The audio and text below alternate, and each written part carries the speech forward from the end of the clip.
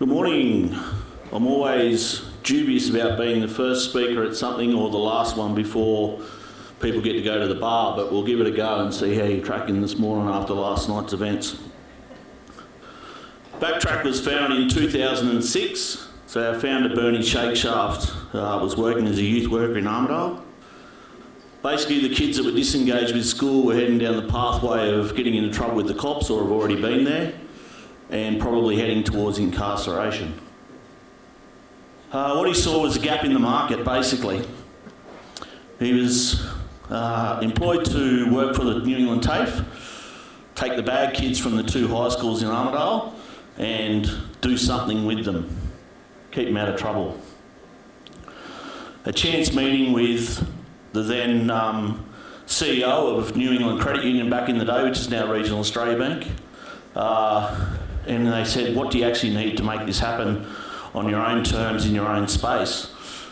4 days later, he ended up with the old Generic Shire Council Works depot, the keys to it, and we're still there to this day, 17 years later. So what do we do?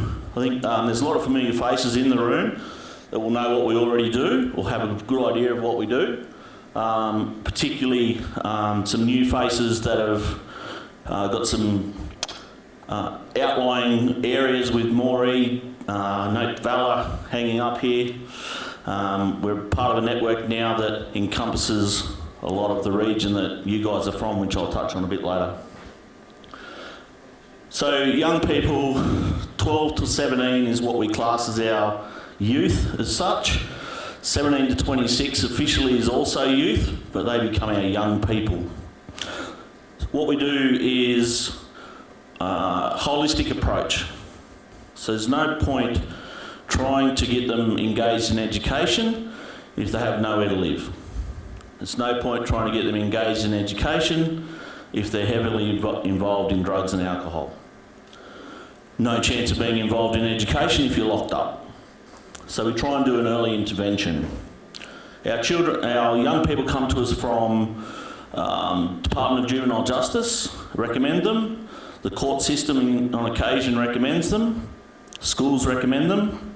Sometimes parents. A lot of the time extended family, grandparents, aunties, uncles, etc. They come to us, a typical backtrack kid, I guess, comes to us at about 14, 15. That tends to be the age that you're really starting to head down the wrong path. We have had them as young as 11. We've still got boys in the program that are 26, 27. At the moment, we've got four main parts to what we do. We've got what we call CORE, which is the alternative to school. 12 to 16, 17-year-olds. We have a full-time Department of Ed school teacher on our staff, based in Armidale. And we basically try and sort out all their problems, get them an education, hopefully get them through to the equivalent of a Year 10, or what they can now call a ROSA, or Record of School Achievement. In the interim, when they first turn up to us, depending, they may have just been locked up, they may be heading down that pathway, or they may be just disengaged from school. We have a wellbeing team. So that wellbeing team sits with the young person, the family if they're available, and we go through where they're at, what their current state is as far as housing, drug and alcohol, etc., etc. Then our school teacher does sort of an assessment on them, where they're at with literacy, numeracy, etc. And then we build a plan, an individually based plan for each kid. Now that can be accommodation, housing, etc. It may be just that they're just disengaged with school, or it may be much, much more, and a history of trauma, etc. When they first turn up to us, these kids are absolutely broken. So usually they've been disengaged for a number of years from school. They're not allowed in anywhere, not allowed at school, probably not allowed at home, kicked out of the shopping centre, kicked off the footy team. They're pretty busted when we first get them. So the grand plan is to just build up a bit of resilience, a bit of belief, a bit of hope, and about 80% of the time we get it right. 20% of the time they don't stick with us and they go back to what they were doing. When we first, so we've got the core program, which is the alternative to school, 12 to 16, 17. That's where we started originally. We were then finding that some kids were getting to 17 and then we just couldn't say bye. They just weren't ready to go to the workforce, weren't ready to live independently. So we built a social enterprise called Backtrack Works. It kicked off about 5 years ago.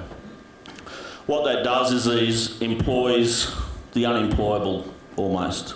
So these kids and young people that have got nowhere else to go, no other options, we give them an option. Now there's certain criteria attached to that. You have to be engaged with us full time to get unlock different parts of the program. So, for example, if you're engaged at school still 1 or 2 days a week, we don't take that away. We leave you at school 1 or 2 days a week and we take up the rest of the week. We do a lot of skill building, a lot of on-the-job training and such, get them out bush, all that sort of stuff. So what we try and do is tailor the program to each kid. The 4 main parts we've got the core program I touched on, we've got the BT Works program, which is the social enterprise or employment. We have an accommodation, so we have our own residence, about 15 k's out of Armidale. We can house up to 12 kids in the old school would have been wards of the state. We have them full time and that rotates around as much as possible to try and help as many as we can. We've got 8 kids full time in a house environment with 2 house parents as such, and then we have 4 tiny homes on our block. That's where we teach the older boys to live independently and start building up a rental history, etc. So when they want to go and get private accommodation, they've got a rental history and something behind them to give them a head start. So we have 12 in full-time care, have around 30 in our core program, we have 32 in our works program. So at any one time we've got roughly about 50 to 60 through the gate each morning at Armidale. We've got a staff of about 26 at Armidale, based at the depot, ranging from youth workers, accountants, social workers, metal fabricators, carpenters, a plumber. Whatever we think we can teach these kids is what we have a go at. We've been known for, over the years, our trades-based learning. So a typical day for a 14, 15-year-old is you might be with a youth worker and a carpenter out on a farm or wherever it might be, or based at the shed. The teacher will chime in, do targeted one-on-one half-hour blocks throughout the week, build up that literacy, numeracy and the learnings. Everything we do with our carpentry, our metal fabrication, even our rural work, we build in the learnings of literacy, numeracy. It's how our kids are best at learning. We're building a fence. They have to work out how many posts, how far apart they are, how many metres of wire they're going to need. That's their maths lesson. That's how they learn best. One thing we really subscribe to is what we call a circle of courage. So it's an old sort of American Indian style scenario, but it's basically 4 things that you need in equilibrium, equal parts, to be going pretty well. Belonging. Probably the reason a lot of you guys are involved in Lions, yeah? So it's fellowship, belonging, being part of something. When you don't have that on the home front, you have to get it from somewhere else. So we provide the belonging. And some of our young people have been with us since they were 13, 14. They're now employed with us, so their journey with us might be 10, 12, 14 years. As long as it takes. We've got something available for them as long as it takes. That may be working and having to work for a living. It may be being looked after early on in the process. But from when they get there to when we think they're ready to leave, we've got something for them. The belonging part of it, particularly strong with the boys that have been there for quite a while. So they're basically, in a lot of cases, we're their family. In almost all cases, we're their family. So it's 24/7, it's holistic, it's doing everything that you guys have probably done for your kids, we do for these kids. Mastery. Once you stop learning, I think there'll be some people in the room that'll agree with me, once you stop learning, it's a big part of your life that's missing. So we start out really simple, As I said, we do a lot of the trades-based hands-on learning, which is how we find that they stay engaged and be involved more. But that can be anything. When we first get them, some of them can't tie their shoelaces. They have no idea about money. They don't have any life skills whatsoever. So that mastery could be learning to personal hygiene, could be learning to look after yourself, could be learning trade skills, could be anything. As long as you're learning something, you're going all right. Independence, similar scenarios. So these kids are highly resilient usually. Some have been living on the streets for a couple of years and looking after themselves. But the independence we want to build in is, again, touched on some of those life skills. So being able to look after yourself, cook for yourself, know what money is, plan your money, get a driver's licence, all those sorts of things. We've currently got, I don't know if anyone here has had the misfortune of having to take an L-plater on 120 hours to get their licence. We've got 9 at the moment, all on L-plates.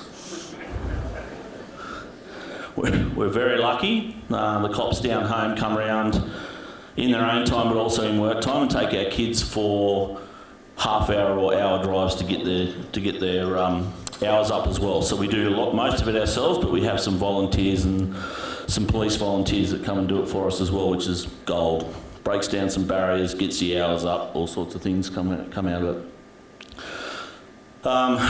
We don't baby the kids as much as some come to us as broken. We've got to be pretty tough love with a lot of them. That's just the reality of where they've come from and how they are. So the independence is a really, really big one for us. Generosity. Most of the kids that come to us have been shunned by family, shunned by the community in some ways, kicked out of the shopping centre, kicked off the footy team, all those sorts of things. So their sense of community is basically zero. What we try and do is engage with the community, including a lot of service clubs down home, and build up the want to do some community stuff. So we go out, we help a lot of old people around town, we cut some wood, we mow some lawns, all that sort of stuff. We try and build in a sense of community by having more and more visitors to the shed. So we built a little kitchen smoko room with a coffee machine. So again, the cops and a few council guys and that come down on a Thursday, and the kids have coffees with them and make them coffees and take their orders and all that sort of stuff. Just trying to involve them in the community more and more. The other one we do is post any disaster, Backtrack's usually involved in some way. After the 2019 bushfires in particular, we had crews on the ground for 2 years every week, at least one crew, most weeks 2 crews, out re-fencing all the areas that were affected by the bushfires. We're very fortunate to have some philanthropic high end of town in our corner, and they stumped up some money to pay the older boys to go out and rebuild these fences after the 2019 bushfires. So I think we've done 256 kilometres of fencing in 2 years. So the cocky had to get the materials, and in a lot of cases, as some people would be aware here, if they backed onto a national park or a state forest or whatever the case may be, that organisation would drop the materials off, but the old cocky had to build the fence. We ran into people everywhere that just couldn't do that. So they had the materials, but they didn't have the labour to be able to do it. So in certain cases, there's a few that stick to mind. Torrington out here got busted in the fires big time. So we turned up out there. I don't know what they thought of us when we first turned up. A couple of troopy loads of little blackfellas and some big old blokes and trailers and fencing trailers and a bobcat and whatever else we had. Also COVID at the same time, that put a little spanner in the works as well. Anyway, I met a lady out there, Jan, at Torrington Hall, and we struck a deal that we'd come and do a couple of weeks and she could have a look at us and see if we were fit to help them out in the town. We turned up, they had the hall decked out for us, we camped in the hall for 3 months. We had 2 crews there the whole time. And it's funny after the disasters what things you really need or want. So All the old girls had their little houses in a row and the whole back fence had been burnt out and the goats were coming in from the state forest and eating all their gardens. That was their priority. Shit going everywhere, but that was their priority. So we fixed it. The fence around the cemetery got burnt. Another concern of theirs, so we fixed it. We built the fence. Fence around the picnic ground, etc, etc. Then some cockies started turning up. Oh, look, I probably don't really need a hand, but while you're here, do you want to just come out and have a look? I think we were there for a month. People, we were not afraid to go and door knock farms. So we were out at Torrington, we went door to door and we said, you know, got these boys here, haven't got much to do, have you got something we can do for a couple of days? Again, we were there for weeks. Yarrowitch, couple of old farmers down at Yarrowitch, one in particular, I think he was 82, he'd had 2 strokes, he was trying to re-fence about 4 kilometres by himself. Didn't want to ask for help, typical. Anyway, it took us about 8 goes to get him to give us a go. We'd done the neighbour's place, he seen that we knew what we were doing. He said, oh, you could just do this little one for me just to stop him getting on the road. Again, I think we were there for 6 weeks. So really fortunate to have philanthropic backers that paid our older boys their wage, because they've got to live obviously, and our camp costs, etc., to go and do it. We also partnered with Blaze Aid in a few spots, so they had the list of customers and all the materials organised, etc. Didn't quite have enough labour force. As you know, volunteers are hard to come by all the time. So we backed up those guys and we had a few months down at Warhope, camped next to them, all our young people and all the old people. It was pretty cool, sitting around overnight having a feed together. And we've done another 3 months down there. Just got to the end of the fire recovery. We were back at Warhope doing flood recovery, pretty much on the same farms within a couple of months. So it was quite bizarre. Fixing the fences we fixed for the fire, we then had to go and fix for the floods. Again, what that does for our young people is huge. When you've got no sense of family, no sense of community, and you're thrust into sitting on a log next to an 80-year-old having a cup of tea for smoko, you're telling him your story, he's telling you his story. The barriers that breaks down is just priceless, absolutely priceless.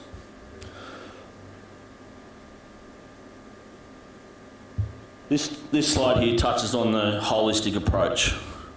Again, you'd probably be, I couldn't list it all, the things that we end up doing for these kids. When they're disengaged from family, disengaged from whatever, they may have a glimmer of hope somewhere with a family member that's going all right, but they might be 8 hours away or whatever the case may be. We'll make sure they maintain contact. We'll take them out there. So we'll pay a youth worker to jump in a vehicle, take them out to Burke, engage with family for the weekend just to build up that, and then go back out there in 3 months or whatever the case may be. The kids that live with us at Warra, they come from everywhere. Currently out there we've got 2 from Melbourne, 1 from Brisbane, 1 from North Coast here, and I think 2 or 3 from out west, and 2 from Newcastle. We're full. We've got them stacked to the rafters out there. The waiting list for Warra, which is our residential program, has about 100 names on it, and that's 100 qualified names. So that's the kids that are waiting to get a start, but we just can't fit them in at the moment.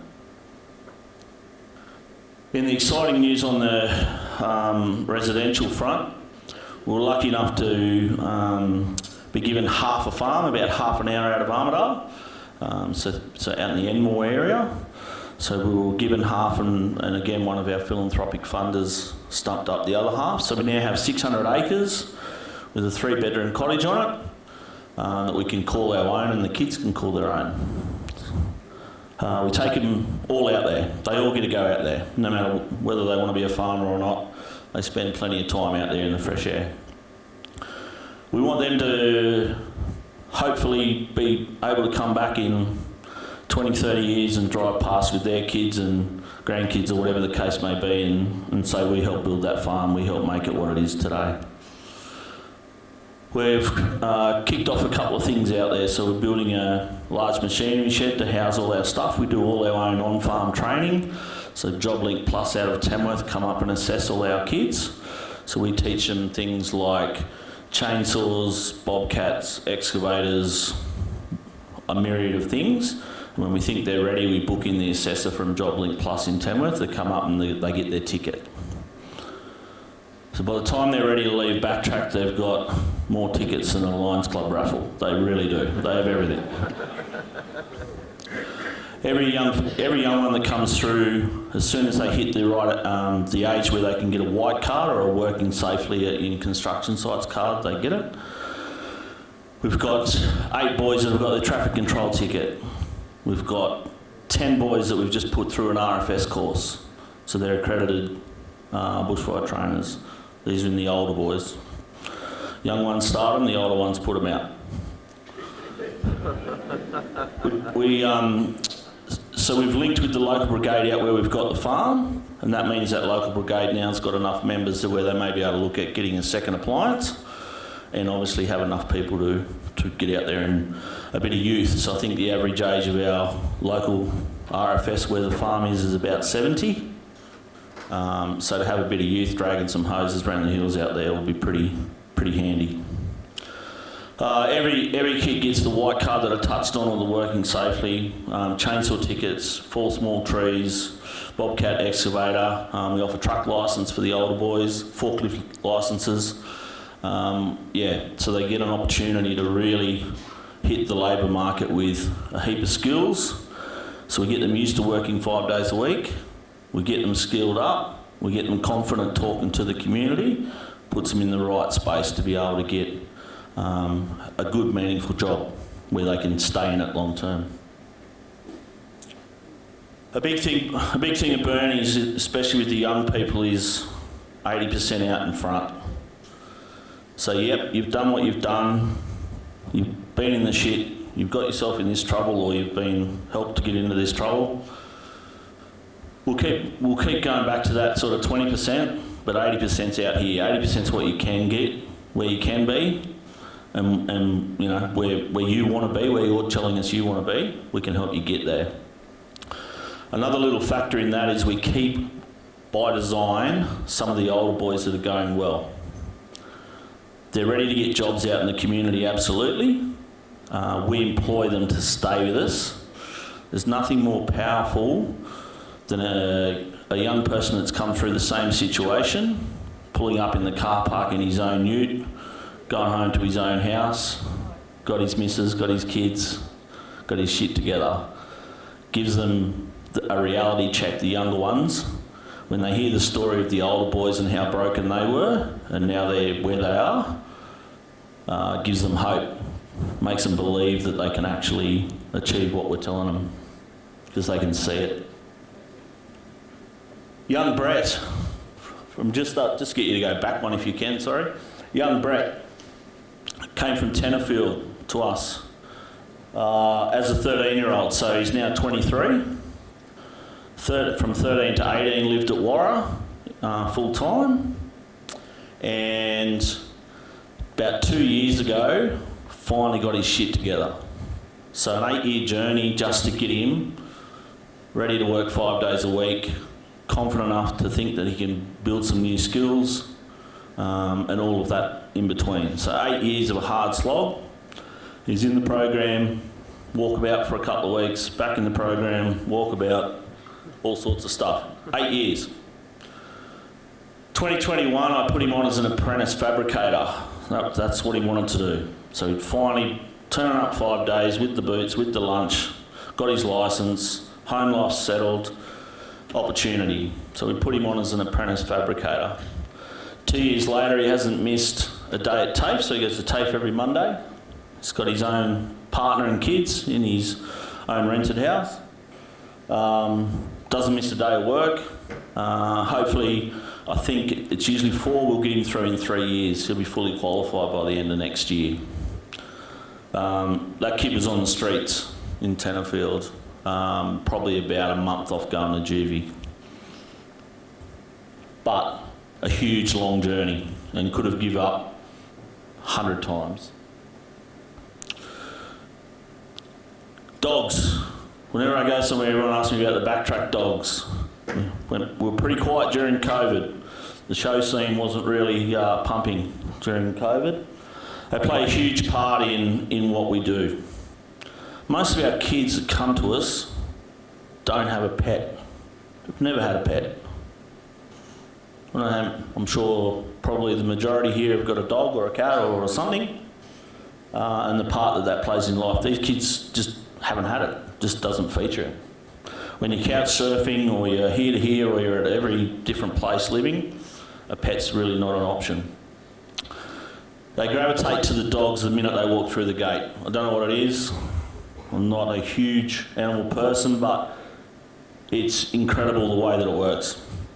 In the early days, 2006 would have touched on, we got the new shed and they were welding and burning a sink, and what else can we do? We've got them under control Monday to Friday. As soon as Friday Arvo hits, they're in the shed again. By the time I get them back Monday, all the work I done Monday to Friday last week's out the window. He had a litter of border collie pups. Brought them into the shed, threw them in the middle of a bunch of these real hard boys that thought they were real hard, and just melted them. We've had at least about 28 to 30 dogs ever since. So they all live out at Bernie's joint. He looks after them with his partner Francesca. So we've got, I think it's 28 border collies, 2 Great Danes and 2 Jack Russells. You've got to put a show on, they can't all look the same. In the early days, they got right into the dog high jump. So I don't know if anyone's seen them at the show. The dog high jump just proved to be something that was different. Could get you a ticket at most shows. You could go to any showground, roll out a swag, perform at the show. Pretty much the weekend was covered by the time you got there and back. Bring them back Sunday night, they're busted. They go to bed, they get up Monday morning, come back to work, you got them covered. That's the theory. We were going to do some dogs up here this morning. That was the initial request. But it coincided, we've just had a 10-day tour to Melbourne.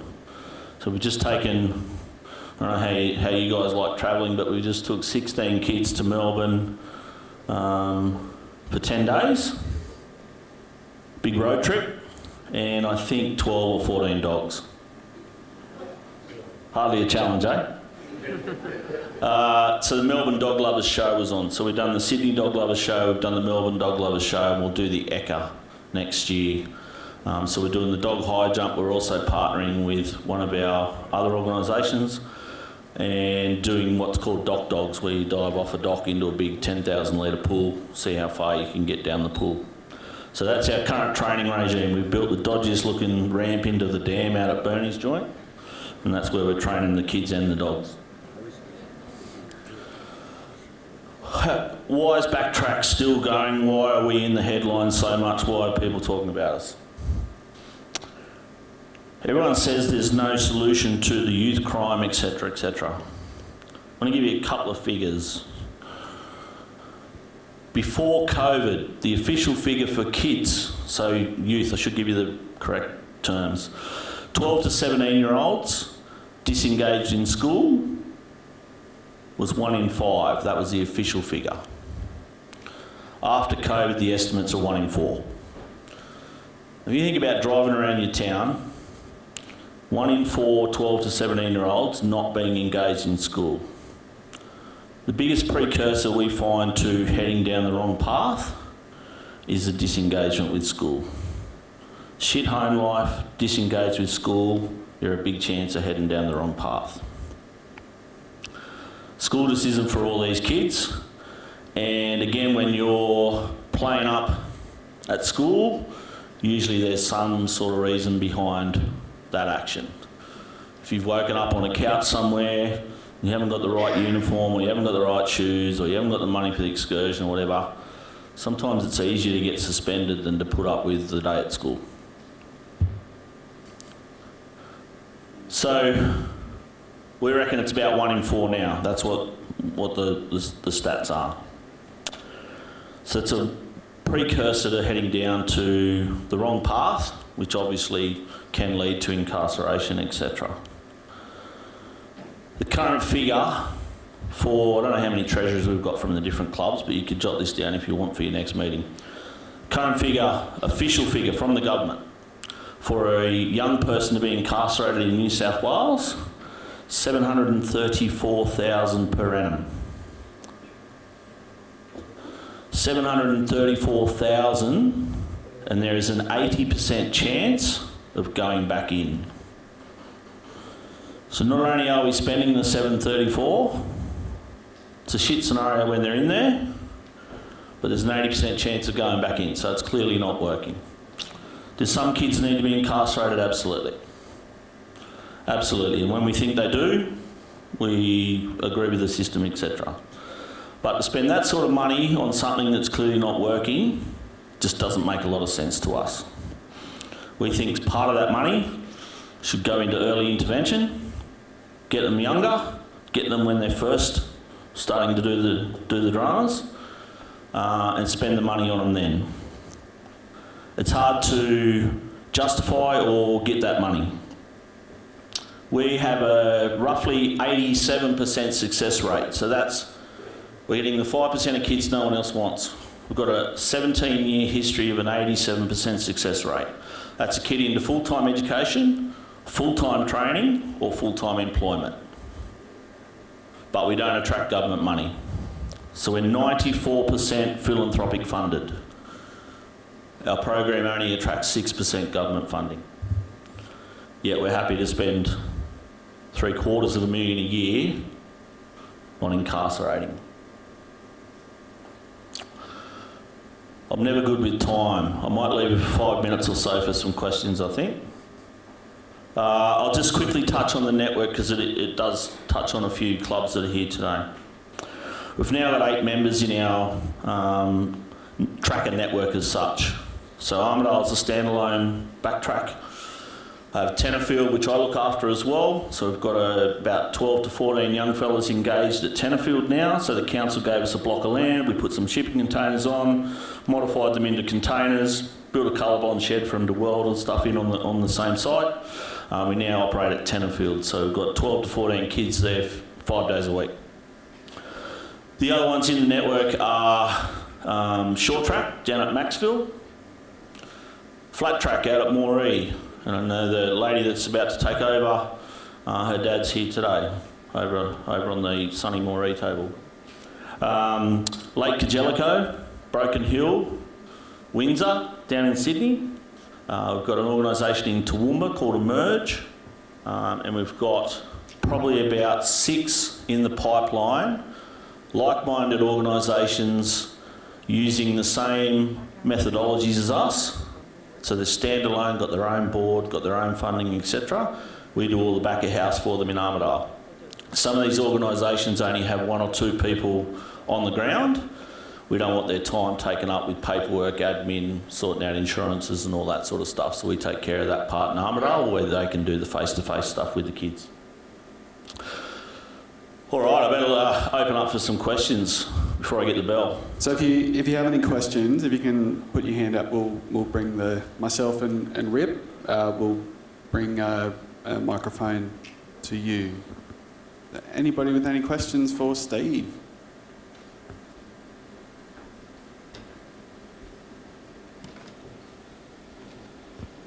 Is it only for boys? No, we've currently got about 8 girls involved in the program. We're currently trying to work out, boys and girls at that age don't mix well sometimes, yeah? Or mix too well sometimes as well. So we're trying to get the logistics around. Now we have the farm and we have a second accommodation option in the wings. I think a standalone girls program. So we currently have 8 girls 3 days a week because we have female youth workers available those days, but we'll build that out into a full program for those, so it'll be a 5-day offering probably at the start of next year.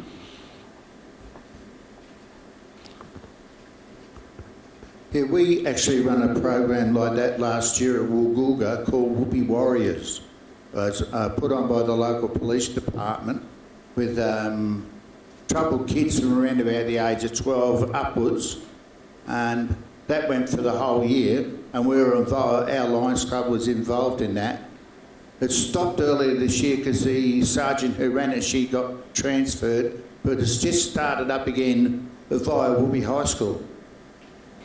Oh, nice one, yeah. So we partner with a few high schools as well to do a bit of outreach stuff. So we're currently doing a little bit with McIntyre High over at Inverell. So we've sent our fabrication team over and we do some stuff with some kids down the ag plot, basically, some welding and fix up their stuff. And they've been doing some visits over to us. So the biggest ticket into a new area is the council on board, the cops on board and the schools on board.